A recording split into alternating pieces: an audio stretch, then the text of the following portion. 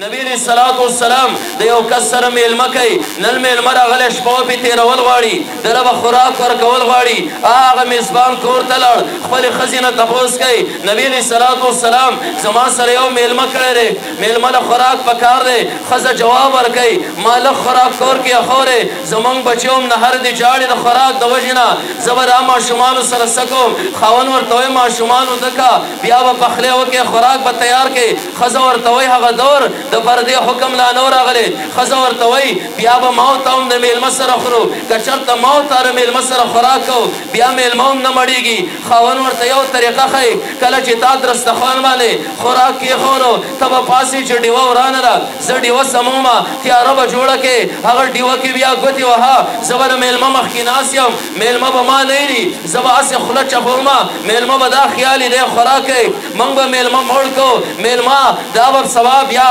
برخاست کو چې نبی علیہ الصلوۃ والسلام دا ونه وایي زما میلمه له خوراک نه ورکړی الله ته چې کوم دی د عمل بهترین او فخر هغې په دې طریقه سره هغه میلمه له خوراک ورکوي خپل بچي هم هېر دي خپل ځان هم هېر دی الله قرآن کې د صحابو په باره کې آیت را نازلوي ویؤثرون علی انفسهم ولو کان بهم خصاصه صحابه که په خپله وږي خیر دی که په خپله محتاج خیر دی نه یې د اولاد پروا شته نه یې د ځان پروا شته بل ترجیح ورکوي اگر که په خپله باندې محتاج وي الله د قرآن د درسونو په ذریعې سره د نبي علیه الصلات والسلام په شان د یو معلم په ذریعې سره د مکې فضا چې کوم دی نو بدله کړه مکمل روروري راله تاسو چې کوم دی په ځایل اعمال وغیره کې واقعه اورېدلې ده یو صحابي وایي زه ورغلم ما د جهاد نه وروسته میدان باندې چکر ولګو ما وکتو زما د تره زوی پروت دی سخته ګرمي ده او دی زخمي پروت دی ما ته اواز کوي ما له اوبه ما اوبه راواغستې ما د تره زوی خواله ور ورسولې یو بل زخمي اواز کوي ما له اوبه زما د تره زوی سخته ګیرې زخمونو کې لت پت دی